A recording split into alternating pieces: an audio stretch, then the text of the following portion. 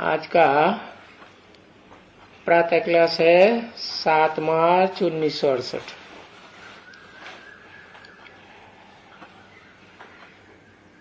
तीसरे पेज के पहली लाइन में बात चल रही थी गुरुवार को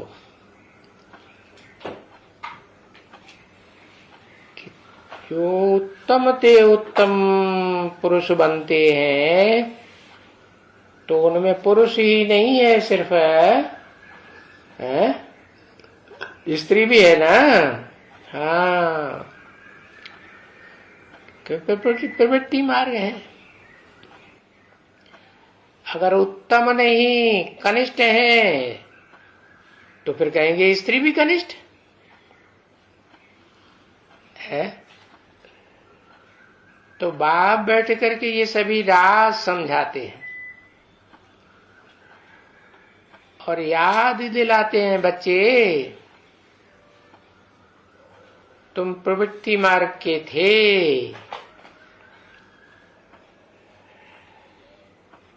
अभी निवृत्ति मार्ग के बने हो तो अभी भी प्रवृत्ति मार्ग के,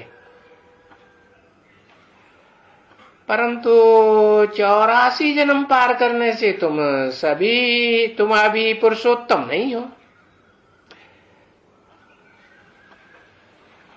क्योंकि पतित को पुरुषोत्तम थोड़े ही कहेंगे।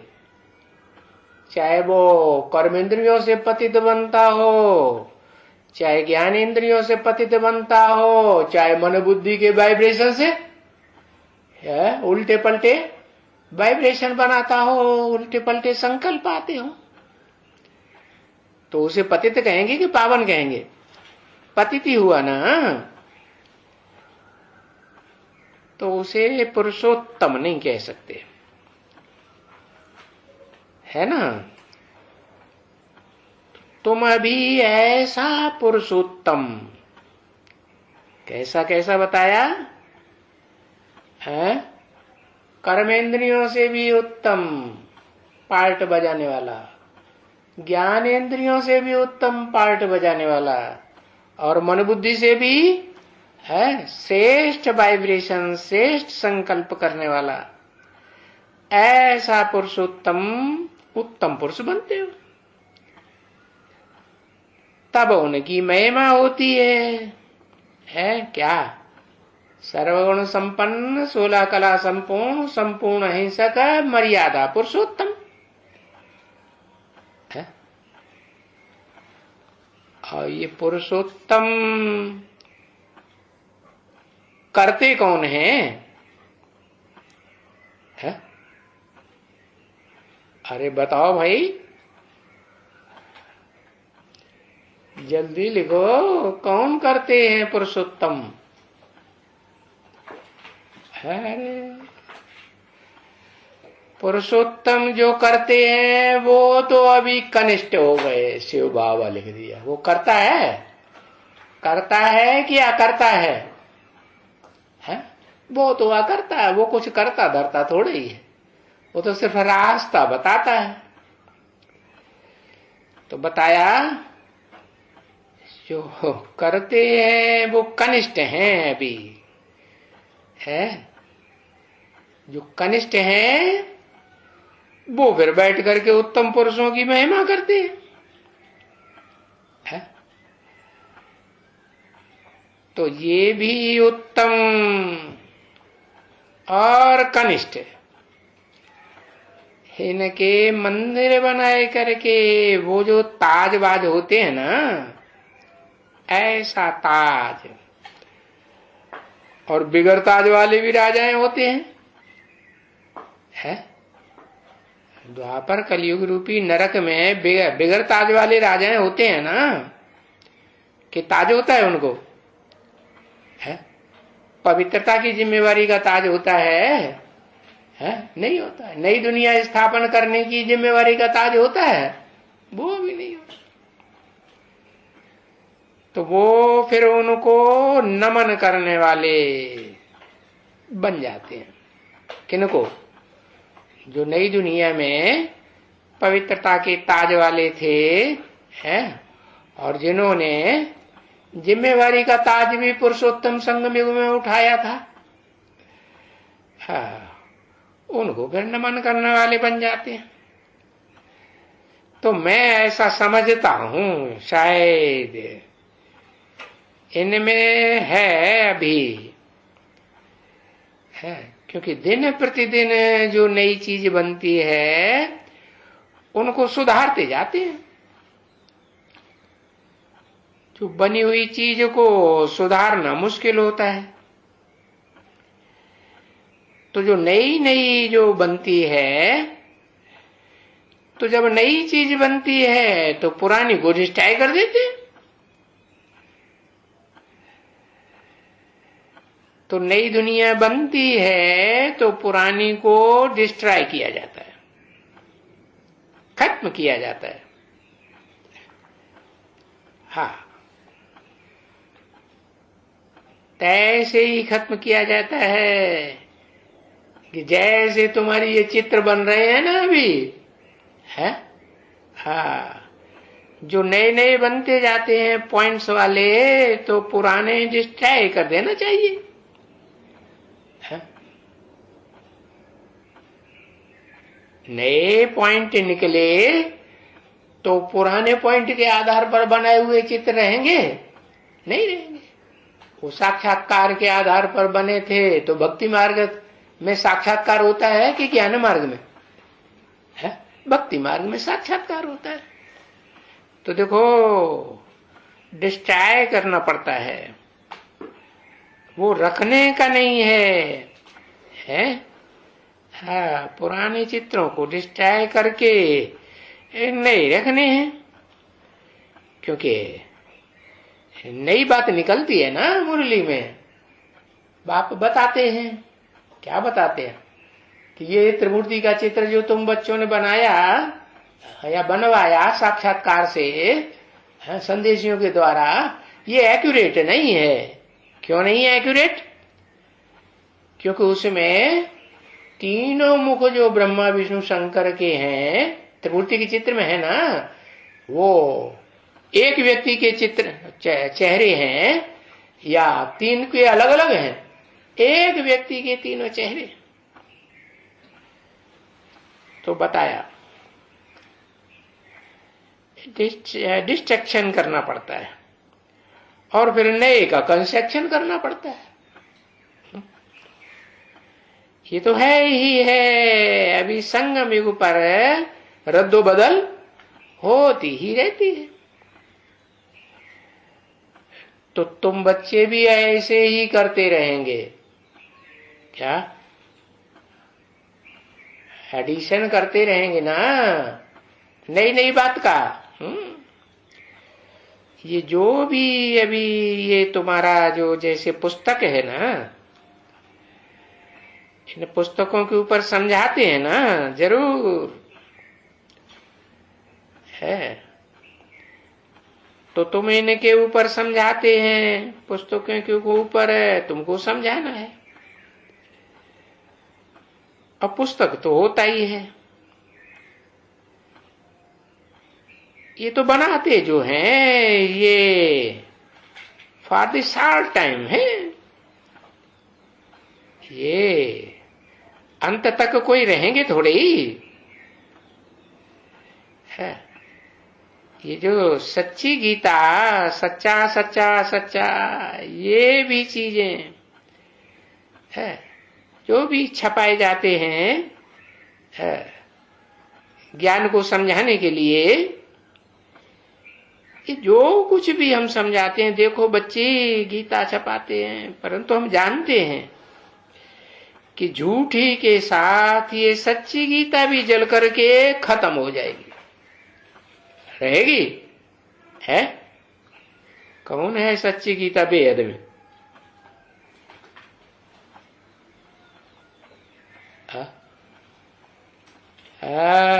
परा प्रकृति, जिसको नाम दिया है सच्ची गीता।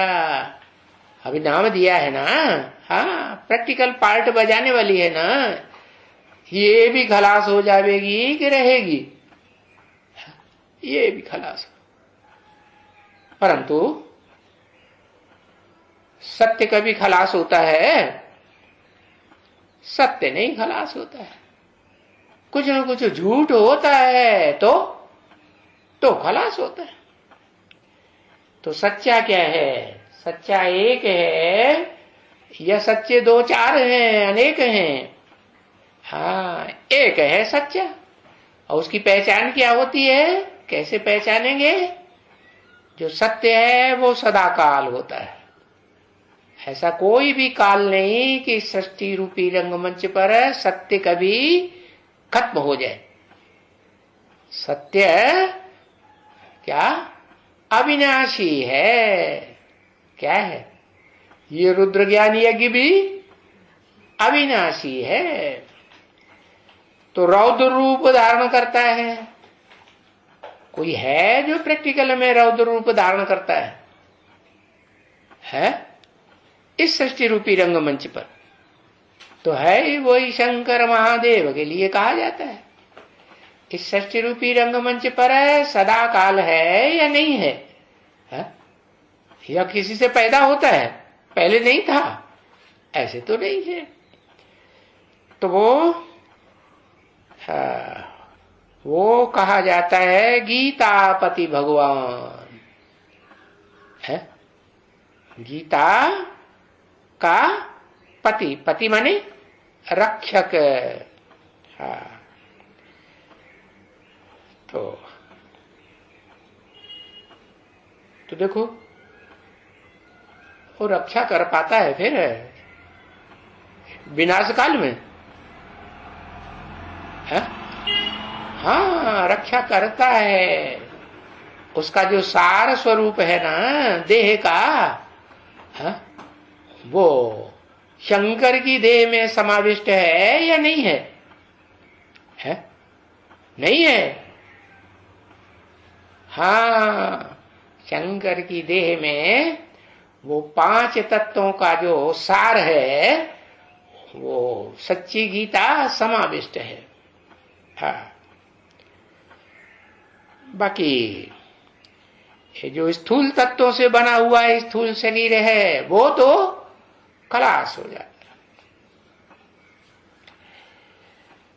तो ये शास्त्र साफ खत्म हो जाएंगे। है? कोई भी वहां रहते नहीं है। कहा? विष्णु लोक में रहेंगे? नहीं। ये किस लिए बनाए जाते हैं? शास्त्र का अर्थ ही है शासन करना। शास्त्र का अर्थ है शासन करने वाला विधान। तो जब जरूरत ही नहीं है शासन करने की, क्यों? क्योंकि वहां तो विष्णु लोक में सब अनुशासित ही होंगे कि अनुशासनहीन होंगे? है? सब अनुशासन के अंदर रहने वाले होते हैं ना। तो फिर ये गीता वीता की दरकार है साकार में, प्रैक्टिकल में है ही नहीं। हाँ, तो ये काम के नहीं रहते बच्चे। तो जो काम की चीज नहीं है फिर उसको डिस्ट्रॉय किया जाता है। तो ये रावण का राज्य है, दुख का रूप है, और जिसको डिस्ट्रॉय करना पड़ता है। हाँ, अभी इनको जरूर यही कहेंगे ये तो कुछ काम का नहीं है। अब ये तो बाप आकर के समझाते हैं बातें। काम की है, यहाँ रहने लायक है, ये दुनिया अब नहीं रहने लायक है।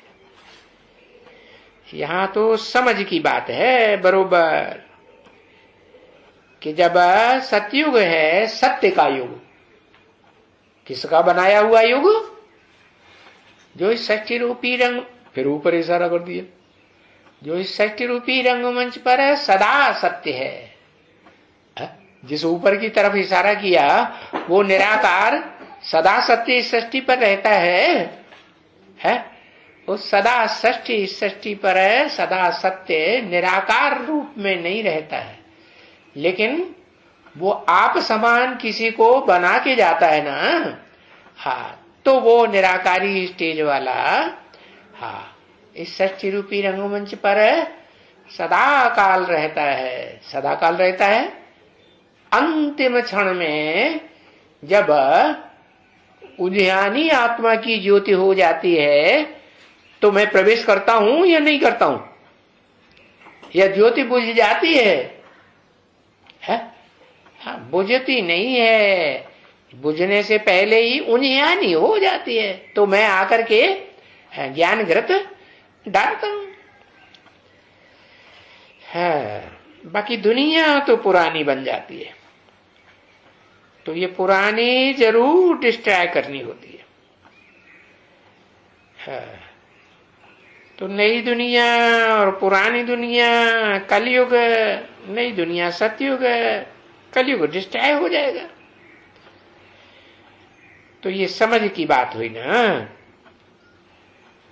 अभी समझ है ये बाप बैठ करके देते हैं, समझ माने बुद्धि बैठ करके देते हैं, माने प्रवेश करते हैं। प्रवेश करते हैं तो जिसमें प्रवेश करेंगे उसमें बैठेंगे ना। हाँ, शरीर रूपी रथ में प्रवेश करते हैं बैठ के। देखो भक्ति मार्ग में भी है जो रथ दिखाया है, शरीर रूपी रथ, उसमें खड़े होके रथ चलाते हैं कि आराम से बैठते हैं, बैठते हैं ना। तो किसको देते हैं? बाप बैठ करके समझ किसको देते हैं, उसका नाम बताओ। है? अरे दादा लेखराज को समझ देते हैं, बच्चा बुद्धि को समझ दी जाती है, बच्चे को समझ दी जाती है, अर्जुन को समझ देते हैं। अर्जुन अर्थात जो अर्जन करने वाला है? अर्जन करना माने कमाई करने वाला है। तो समझा किसको देते हैं? जो है क्या कमाई करनी है? कर्मेंद्रियों की कमाई करना सिखाता हूं, ज्ञानेंद्रियों की कमाई करना सिखाता हूं, क्या सिखाता हूं? पहले तो मन बुद्धि से याद करने की बात है, परंतु याद भी तो तब करेंगे जब ज्ञान बुद्धि में बैठेगा। तो ज्ञान तो इंद्रियों के द्वारा ही होगा ना। कौन सी इंद्रियों के द्वारा? ज्ञान इंद्रियों के द्वारा ही तो ज्ञान होगा ना, कि कर्मेंद्रियों के द्वारा ज्ञान होगा? हाँ, कर्मेंद्रियां तो जैसे जड़त्व में ही बुद्धि, उनके द्वारा तो ज्ञान होने वाला नहीं है। तो बताया उन ज्ञानेंद्रियों का भी प्रधान कौन है? मन। और मन का भी कोई प्रधान है कि नहीं? कौन है? बुद्धि। तो देखो ओ शास्त्र में भी लिखा हुआ है, गीता शास्त्र में, क्या? इंद्रियाणे पराण्या हो, इंद्रियां बड़ी प्रबल हैं। कौन सी इंद्रियां? है चाहे कर्म इंद्रियां हो चाहे ज्ञान इंद्रियां हो, 10 इंद्रियां बड़ी प्रबल है? आंख प्रबल है कि नहीं? हाँ, तो देखो बड़ी प्रबल होते हुए भी इनसे भी प्रबल कोई और है। कौन है? उस आत्मा का नाम बताओ। है? अरे कुछ आत्मा, वो आत्मा शरीर धारण करती होगी तो उसका नाम शिव। अच्छा, मन के ऊपर एकदम शिव है। वो क्या नाम है? इंद्रियों के ऊपर है? इंद्रियों के ऊपर मन है। हाँ, इंद्रियों के ऊपर है जो मन है वो है ब्रह्म। है कि नहीं? पूछड़ी वाला है कि नहीं है? पूछड़ी जानवरों को होती है कि अकलमंद को होती है? किसको होती है? जानवरों को होती है। तो देखो वो पूंछड़ी वाला हनुमान भी दिखाया है, लेकिन उस हनुमान को अर्जुन के सर के ऊपर बैठा हुआ क्यों दिखाई दिया है? झंडे में कपिध्वज दिखाते हैं ना, तो ये सही दिखाया या गलत दिखाया है? कैसे सही दिखाया है? अरे अर्जुन की आत्मा, अर्जुन वाली जो आत्मा है वो स्पेशल पुरुषार्थी है, या जो उसके सर पर बैठा हुआ वो बंदर है वो स्पेशल पुरुषार्थ करता है? ऊंचे ऊंचे पुरुषार्थी कौन है? हैं? अर्जुन है ऊंचे ऊंचे पुरुषार्थी, परंतु जब तक पुरुषार्थी है तब तक अधूरा है। यह संपूर्ण है, अधूरा है ना। अधूरा है मन के कंट्रोल में है, उसके ऊपर किसका शासन है? मन का प्रैक्टिकल जो पार्ट बजाने वाला मन रूपी अश्व है, मन रूपी घोड़ा, जिसे शास्त्रों में बृहद अश्व कह दिया। बृहद कब बनता है? बृहद माने बड़ा है, कहते हैं ना महादेव। तो महाशब्द कब लगा?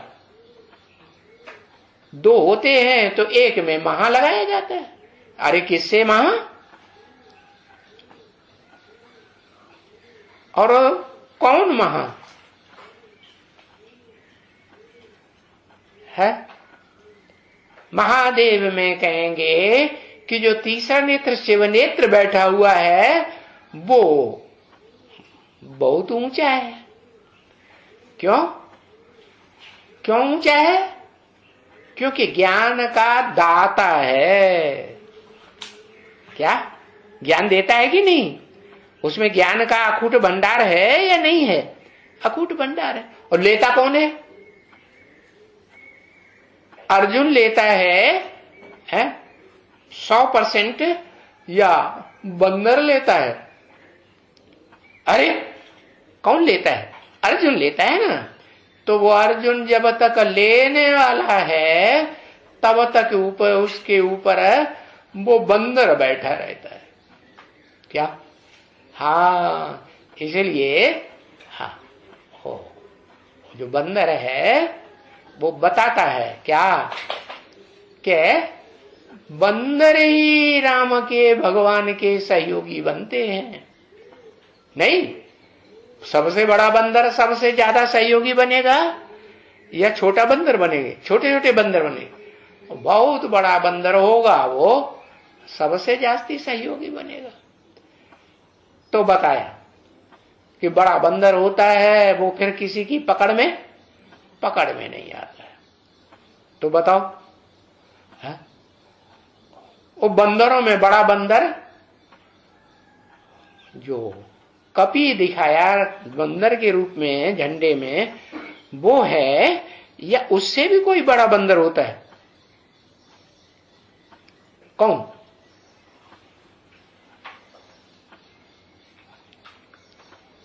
है? अच्छा, लाल मुंह वाला बंदर नहीं होता है, लंगूर काले मुंह वाला ही बंदर होता है। हाँ, हनुमान को तो लाल मुंह दिखाते हैं, क्रोधी हुआ ना। हाँ, जो क्रोधी किस लिए हुआ? क्रोधी तो इसलिए हुआ कि उसने जब साकार शरीर से पार्ट बजाया था ना, तो जो बच्चों ने बहुत दुख दिया, दादा लेखराज ब्रह्मा को दुख दिया ना। हाँ, तो फिर पुरुषार्थी जो शरीर है, जो अर्जुन की तरह पुरुषार्थी था, वो शरीर छोड़ना पड़ा ना। घाटा हुआ या फायदा हुआ? घाटा हो गया। तो फिर उसको गुस्सा आएगा ना फिर। हाँ, फिर भी देखो, जब तक सूक्ष्म शरीर रहता है तब तक बच्चों को सहयोग ही करता है। फिर अति का अंत करना पड़ेगी नहीं, तो फिर उसे जो अंदर गुस्सा भरा रहता है ना, बाहर दिखावे वाला, कृष्ण और क्राइस्ट की राशि मिलाते हैं ना, तो वो 16 कला संपूर्ण कृष्ण वाली आत्मा है, जैसे कि राशि मिलाते हैं। किसके साथ? क्रिश्चियन के साथ। लेकिन क्रिश्चियन के साथ जो राशि मिलाते हैं, वो कृष्ण भगवान भी तो शास्त्रों में क्रिश्चियन दिखाया है, या कौरव संप्रदाय से है, या यादव संप्रदाय, वो पांडव संप्रदाय से है? कौन है? वो तो यादव संप्रदाय से। इसे साबित होता है कि दादा लेखराज से भी कोई ऊंचा कृष्ण का पार्ट बजाने वाला कोई है, क्योंकि दादा लेखराज वाली आत्मा तो सतयुग में 16 कला संपूर्ण कृष्ण के रूप में पार्ट बजाएगी, और उससे भी ऊंचा पार्ट धारी वो बनता है जो पुरुषोत्तम संगम युग में, पुरुषोत्तम स्वर्णिम युग में, उससे भी ऊंचते ऊंच पार्ट क्या है? कलाबद्ध या कलातीत, कलातीत पार्ट बजाने वाला। उसको कलाओं में नहीं बांधा जा सकता। तो बताया ये समझ उसी को देते हैं। किसको? है जो समझदारों के बीच में सबसे जास्ती समझदार। मनुष्य तो समझदार होते हैं ना। मनुष्यों की संख्या कितनी है इस सृष्टि रूपी रंग में? 500 करोड़ है? 700 करोड़ नहीं कहेंगे। क्यों? कि वो तो मक्खी मच्छर मिसल हैं, आए और गए। बाकी जो मनन चिंतन मंथन करने वाली असल में आत्माएं हैं मनुष्यों की, वो तो सिर्फ 500 550 करोड़ हैं, उससे जास्ती नहीं है। तो उन 550 करोड़ में जो ऊंचते ऊंचे समझदार है, वो तो अर्जुन की ही आत्मा है। इसीलिए तो बंदर को समझाते हैं भगवान, ये अर्जुन को समझाते हैं।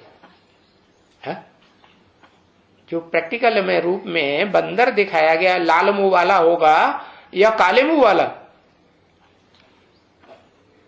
है? लाल मुंह वाला बंदर होता है, क्रोधी। लेकिन जो काले मुंह वाला होता है ना, वो तो काम विकार से काला बना ना। काम विकार क्या बना देता है? एकदम काला रंग बना देता है। तो जो संगम युगी कृष्ण है, वो तो काला लंगूर बनता है। अब ज्यादा लंबी पूंछ किसकी होती है? विकारों की पूंछ है। ज्यादा वो जो लंबी पूंछ होती है तो काले मुंह वाले लंगूर की होती है ना? हाँ, तो कृष्ण काला दिखाया जाता है। वो पुरुषोत्तम संगम युग की यादगार है कि जब संगम होता है कलयुग का और सतयुग का, तो वो काला पार्ट बजाता है। कौन? कृष्ण संगम युगी काला पार्ट बजाता है ना। दुनिया जो काला पार्ट करेगा, काला धंधा करेगा, गुप छुप के धंधा करेगा, गोपनीयता से करता है कि नहीं?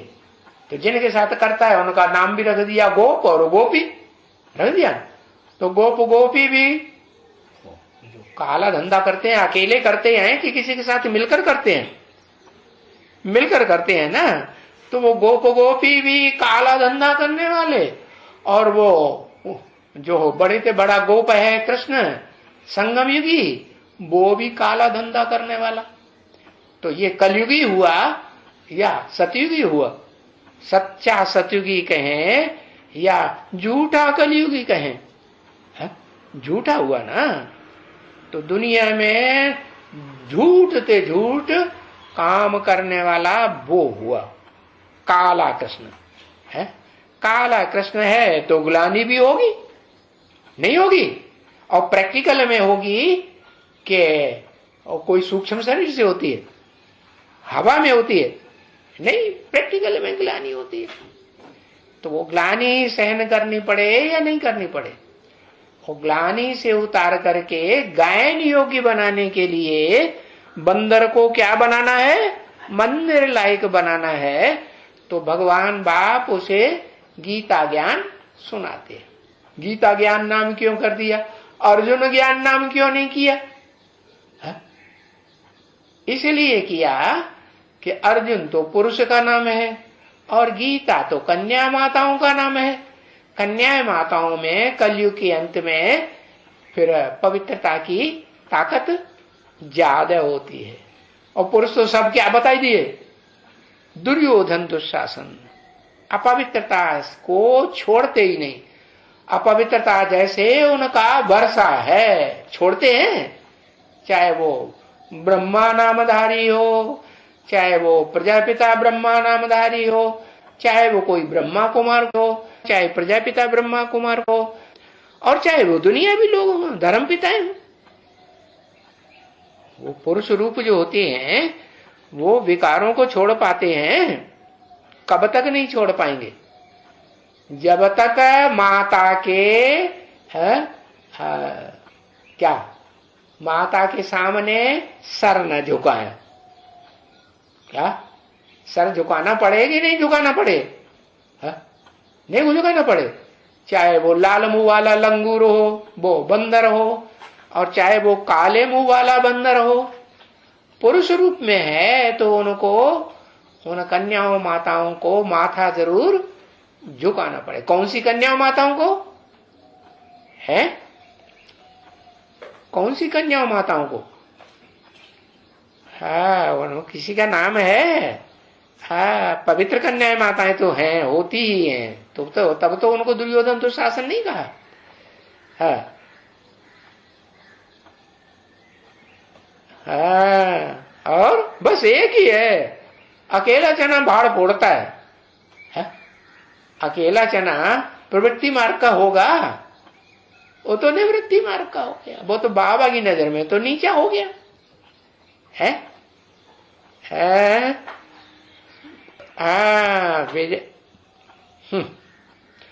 अरे योगिनी माता जो है वो पुरुष चोला है कि स्त्री चोला है? स्त्री चोला है तो स्त्री स्त्री मिलेगी है स्वभाव संस्कारों से। तो फिर उसको ये कहेंगे कि हाँ भाई प्रवृत्ति मार्ग पक्का हो गया है। प्रवृत्ति मार्ग को तभी कहेंगे एक स्त्री एक पुरुष, दोनों के संस्कार मिलकर के एक हो जाएं। और जो योगिनी माता है वो रुद्रमाला का मणका है नहीं है? रुद्रमाला का मणका भी है, मणका भी है, और फिर स्त्री चोला भी है नहीं है? हाँ, तो उसको वो तो बीज हो गई, इम्प्रैक्टिकल रूप है। प्रैक्टिकल रूप कब कहेंगे? प्रैक्टिकल रूप तो तब कहें जबकि स्त्री चोला भी हो और स्वभाव संस्कार से भी झुकने वाली हो, सहन शक्ति वाली माता बनने योग्य हो। कन्या भी होगी तो माता बनती है कि नहीं? तो सहन शक्ति वाली बनेगी ना। तो बताया असली ज्ञान फिर किसको देते हैं? प्रैक्टिकल में कन्याओं माताओं को देते हैं कि दिलवाते हैं? क्या करते हैं? अरे देते हैं कि दिलवाते हैं? देते हैं। कौन देते हैं? दिलवाते हैं। किसके द्वारा?